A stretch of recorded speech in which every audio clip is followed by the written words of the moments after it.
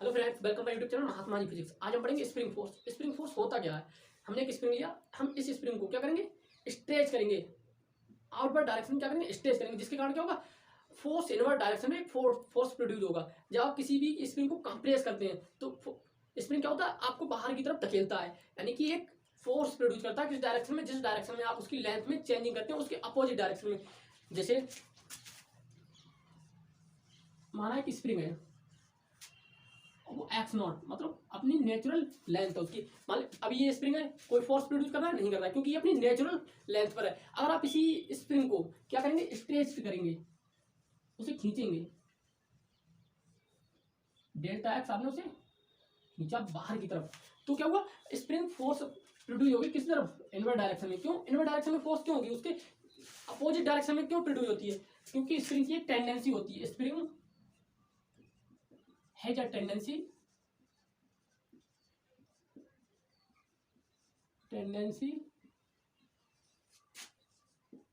To restore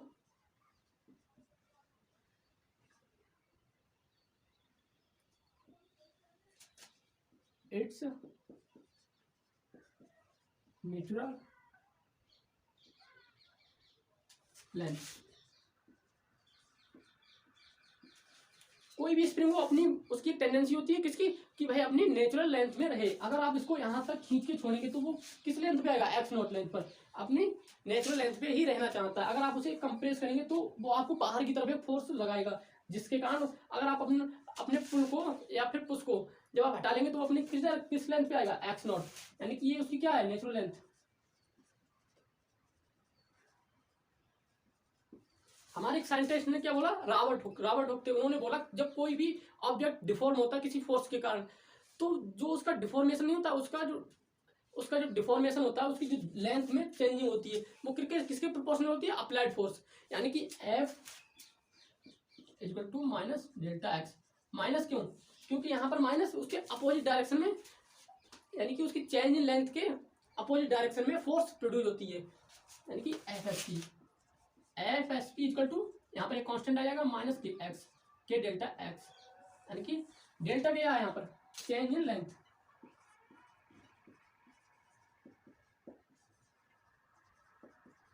यानी कि change in length क्या है, डेल्टा एक्स।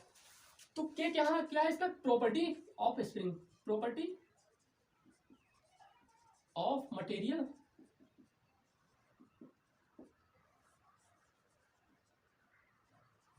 यानी कि क्या बताता है कि कोई भी स्प्रिंग, तो हमें स्प्रिंग कांस्टेंट क्या बताता है कि कोई स्प्रिंग कितने फोर्स पर कितना स्ट्रेच होगा। जैसे माना कोई एक स्प्रिंग कांस्टेंट के की वैल्यू क्या है, के इक्वल टू 100 न्यूटन पर एमएम, यानी कि 100 न्यूटन आप जब उस पर 100 न्यूटन फोर्स अप्लाई करेंगे तो उसकी लेंथ में कितना चेंज होगा, 1 एमएम का, यानी कि 100 न्यूटन फोर्स अप्लाई करने पर उसकी लेंथ में कितना चेंजिंग आएगा, 1 एमएम का। जैसे आप ये स्प्रिंग देख रहे हैं कि ये काफी स्ट्रॉन्ग है, जिसके यानी कि इसका क्या होगा, काफी मैक्सिमम होगा। अगर यही स्प्रिंग आसानी से स्ट्रेच या कंप्रेस होता तो इसका क्या होता, काफी लो होता। तो हम इसे रफ कर देते हैं और नेक्स्ट आगे बढ़ते हैं। प्यार है किसी और का, तुझे चाहता कोई और है, पसंद है किसी और की, तुझे मानता कोई और है। माना कोई स्प्रिंग है, उस पर हमने एम ब्लॉक का मास हैंग किया हुआ है, तो इस पे स्प्रिंग फोर्स कितनी होगी, एम जी, यानी कि तो स्प्रिंग फोर्स क्या है, spring force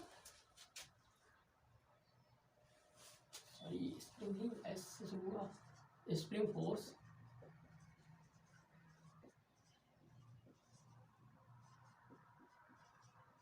always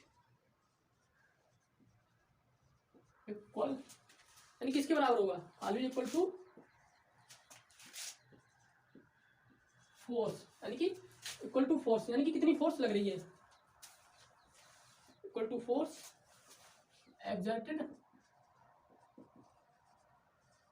on its end. ज्यादातर केस में हम स्प्रिंग फोर्स कैसे निकालेंगे कि उसके एंड्स पे कितनी फोर्स एग्जर्ट कर रही है, यानी कितनी फोर्स लग रही है। तो यहाँ पर स्प्रिंग फोर्स कितना होगा, F S P equal to M G.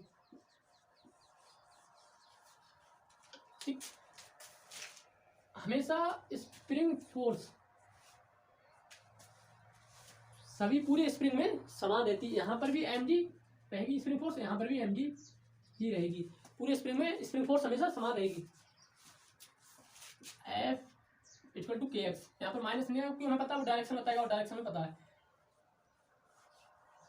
के X equal to M G, then elongation of spring M G upon के।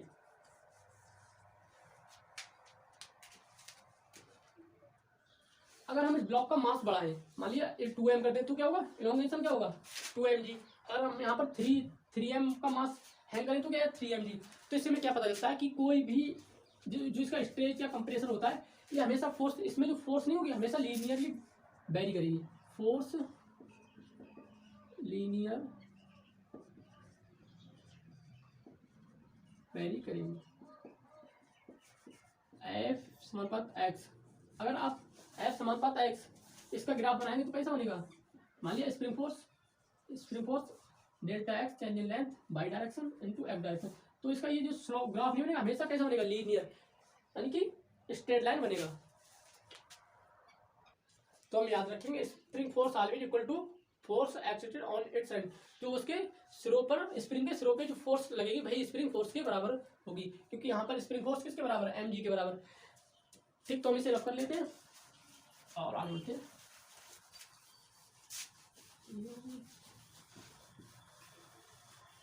अब हम देखते हैं, माना कोई एक स्ट्रिंग है, उस पर एक एम ब्लॉक का मास रखा हुआ है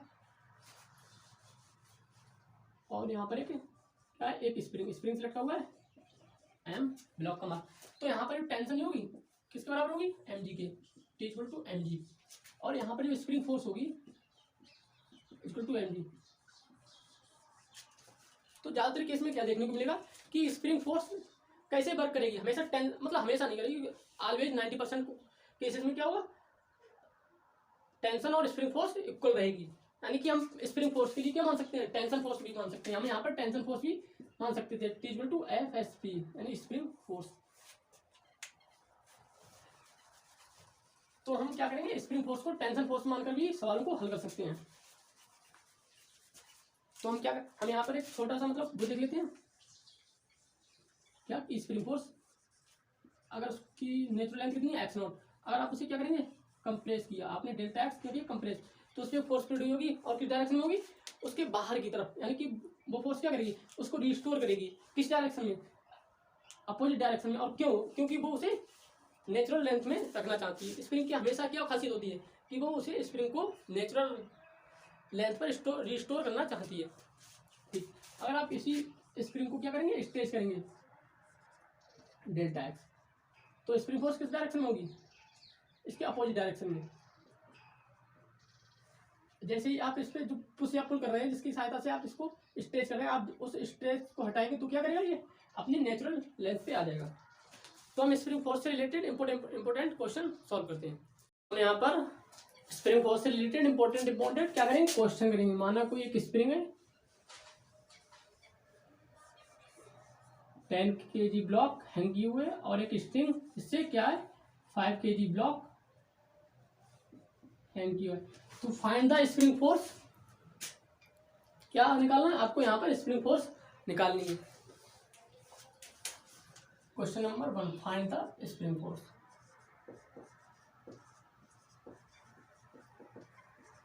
स्प्रिंग फोर्स किसके बराबर होती है, spring force always equal to exerted force on its end, यानी कि जो इसके सिरे पे लगने वाली फोर्स के बराबर ही होगी। तो यहाँ पर कितनी फोर्स आई, टेंशन की फोर्स कितनी होगी 5G, ऊपर की तरफ टेंशन T और इस एंड पे T, और T इक्वल टू 5G। और यहाँ पर 10 ब्लॉक के कारण 10G FSP, then FSP equal to T, यानी कि टेंशन इसको नीचे की तरफ खींच रही है वो फोर्स, और 10G, T equal to 5G, 10 g यानी 15 जी की वैल्यू 10 यानी कि 150 न्यूटन। Spring force 150 Newton.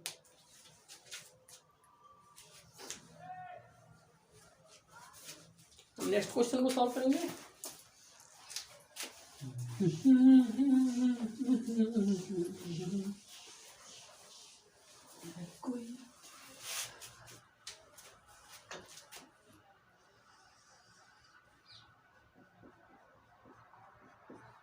माना कोई स्प्रिंग है जिससे किसी पुली को हैंग किया हुआ है और उसका एक एंड क्या है, फिक्स है, उसके दूसरे एंड से एक पुली सपोर्ट है और उसका एक सिरा हैंग किया हुआ है और दूसरे सिरे पे एक मास m क्या हैंग है। If m is rest then find the spring force।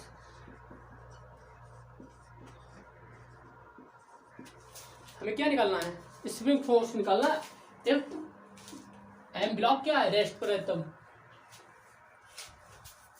हम यहाँ पर क्या करेंगे, टेंशन फाइंड करेंगे। माना टेंशन T, यहाँ पर टेंशन T, यहाँ पर टेंशन 2T, यहाँ पर 2T।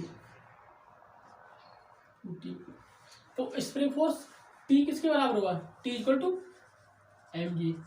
Then if system is rest T equal to mg। Spring force ऊपर की तरफ, नीचे की तरफ 2T और यहाँ पर 2T, यानी FSP equal to 2 to 4 T। T की वैल्यू कितनी है, 4 mg, यानी कि स्प्रिंग फोर्स कितनी आई, 4 mg।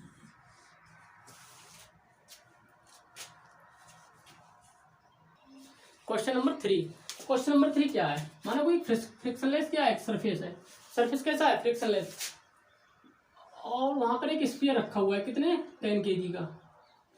उस स्प्रिंग को उस स्फीयर को स्प्रिंग द्वारा अटैच किया हुआ है एक दूसरे स्फीयर से, जिसका वेट कितना है 20 kg, और इस स्फीयर को 200 न्यूटन फोर्स से क्या किया गया, पुल किया गया है। माना ये एक्सीलरेट हो रहा है 2 मीटर पर सेकंड स्क्वायर, तो ये किस एक्सीलरेशन से मूव करेगा, क्या, तो ये किस एक्सीलरेशन से मूव करेगा। यहाँ पर सरफेस कैसा, फ्रिक्शनलेस, यहाँ पर कोई नेट फोर्स क्या होगी आगे की तरफ, जो स्प्रिंग इस पे लगाएगी, और ये किसके बराबर होगी, स्प्रिंग फोर्स। स्प्रिंग फोर्स के कारण ही इस ब्लॉक पे क्या आएगा, इस ब्लॉक पे एक्सीलरेशन आएगा। तो हम इसे सॉल्व करते हैं। 10 kg आगे की तरफ स्प्रिंग फोर्स FSP, आगे की तरफ एक्सीलरेशन, ठीक। Then FSP equal to MA। M कितना है इसका 10, ये कितना 12, यानी 120 न्यूटन FSP, यानी कि इसमें कितना स्प्रिंग फोर्स आया 120 न्यूटन। तो हमें क्या निकालना है, इसका एक्सीलरेशन निकालना है। एक्सीलरेशन क्या होता है, F नेट अपॉन मास। तो इस पे लगने वाला F नेट कितना होगा, माना 20 kg FBD 200, पीछे की तरफ क्या लग रही है स्प्रिंग फोर्स, जिसकी वैल्यू कितनी 120। A equal to F net, किस डायरेक्शन में फोर्स ज्यादा है, इस डायरेक्शन में, एक्सीलरेशन किस डायरेक्शन में, इस डायरेक्शन में। तो एक्सीलरेशन वाली डायरेक्शन पॉजिटिव, यानी 200 माइनस 120 अपॉन मास 20 kg, यानी कि 80 अपॉन 20, यानी कि 4 मीटर पर सेकंड स्क्वायर। तो इस ब्लॉक स्फीयर का एक्सीलरेशन कितना होगा 4 मीटर पर सेकंड स्क्वायर।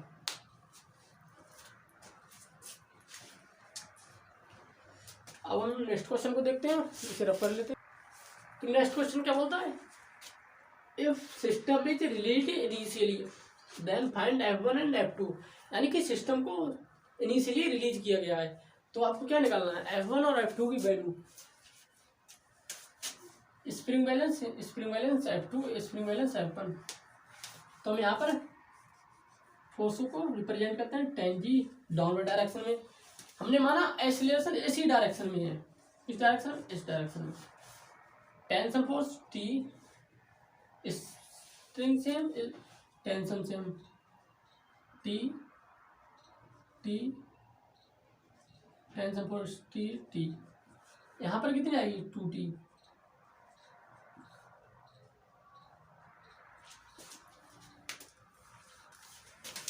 डाउनवर्ड डायरेक्शन में 10G, एक्सीलरेशन अपर डायरेक्शन में। तो हम क्या करेंगे, दोनों इक्वेशन को लिखेंगे न्यूटन सेकंड लॉ की सहायता से। F net equal to ma।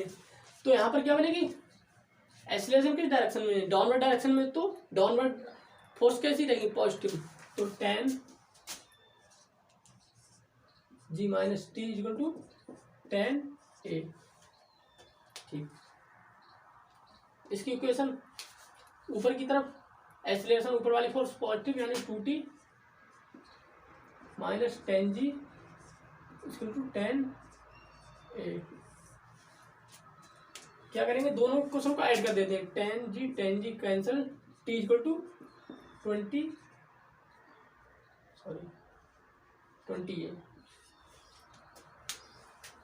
यहाँ पर हम T की वैल्यू रख देते हैं, यहाँ पर रखते हैं 10G minus 20A equal to 10A। 10G equal to 30A, A equal to 1/3G। Acceleration कितना आया, 1/3G, यानी कि A equal to G/3। Then इस इक्वेशन में हम क्या करेंगे, वैल्यू रखेंगे 10G minus T equal to 10 into G/3। T उधर ले जाते हैं और इस फोर्स को उधर लाते हैं। 10G माइनस 10G/3 यानी कि 30, एलसीएम लेने पर 20/3G। T equal to 20/3G, यानी कि इस वाले स्प्रिंग में क्या स्प्रिंग बैलेंस आएगा, F1 इक्वल टू किसके बराबर होगा, F1 equal to T। Then F1 equal to 20/3G। F2 किसके बराबर होगा, T2 के बराबर होगा। F2 की वैल्यू T2 के इक्वल होगी, क्योंकि यहाँ पर इस स्प्रिंग को स्ट्रिंग मानने पर 2T। तो F2 इक्वल टू 2T, यानी कि 40/3G। तो हम इस क्वेश्चन को आसानी से सॉल्व कर लिए with the help of Newton second law of motion. Newton second law of motion क्या बोलता है, net force equal to ma। तो हम नेक्स्ट क्वेश्चन देखते हैं। अब हम पढ़ेंगे कॉम्बिनेशन ऑफ स्प्रिंग। स्प्रिंग को सीरीज और पैरेलल में जोड़ने पर उसकी के इक्विवेलेंट क्या रहेगा।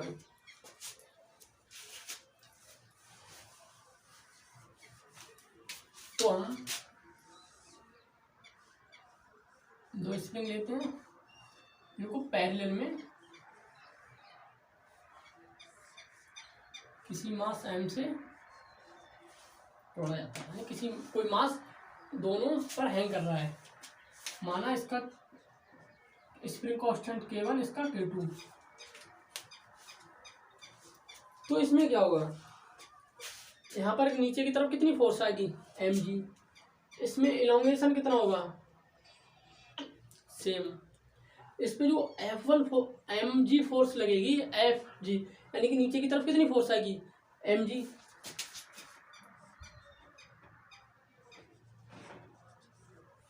कितनी फोर्स आई, mg फोर्स। तो इसमें फिर फोर्स होगी वो क्या होगी, दोनों में बराबर बराबर डिवाइड हो जाएगी। क्या होगा, बराबर बराबर डिवाइड हो जाएगी। तो यहाँ पर जो फोर्स है F और यहाँ पर जो फोर्स है F1 मान लिया हमने F2, तो इसकी जो फोर्स नहीं है वो F equal to F1 plus F2 क्या हुआ, फोर्स डिवाइड होगी दोनों स्प्रिंग्स में। तो इसमें जब इसमें इलॉन्गेशन होगा तो इसके जो चेंज इन लेंथ है वो क्या रहेगी, दोनों में सेम रहेगी, यानी कि x1 equal to x2 equal to मतलब x क्या रहेगा कि इसमें जो इसकी चेंज इन लेंथ होगी वो बराबर होगी। देन तब f इक्वल टू kx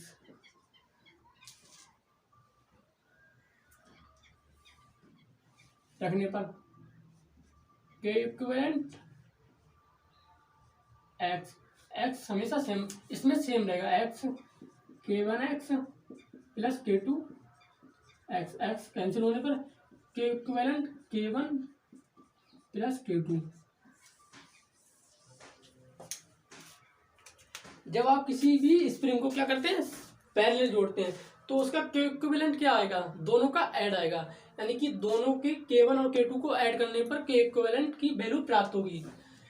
जब आप रेजिस्टेंस को जोड़ते हैं तो उसमें क्या होता है, पैरेलल में k इक्विवेलेंट r इक्विवेलेंट क्या होता है, 1/r r इक्विवेलेंट बराबर 1/r1 प्लस 1/r2, लेकिन यहाँ जस्ट उसका उल्टा होता है।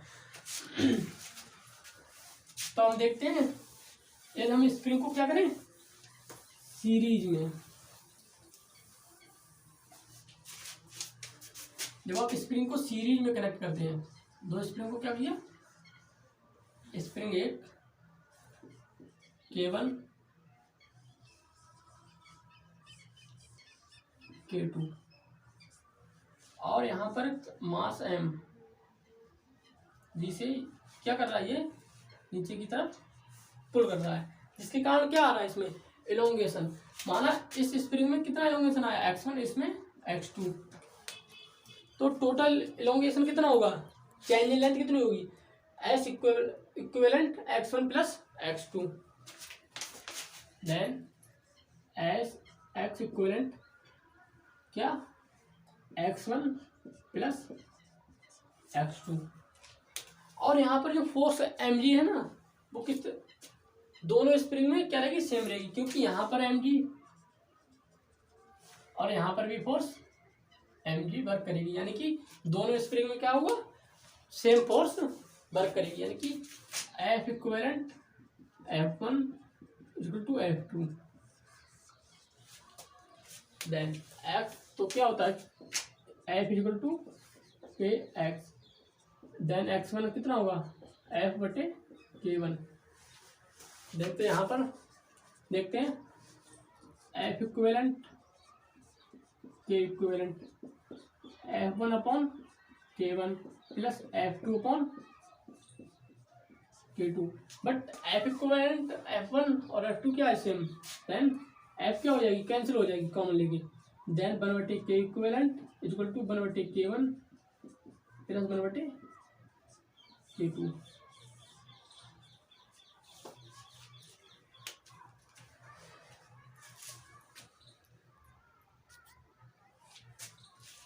तो हमने क्या देखा कि जब हम किसी भी स्प्रिंग को सीरीज में जोड़ते हैं तो उसका इक्विवेलेंट क्या होता है, 1/k equivalent 1/k1 plus 1/k2।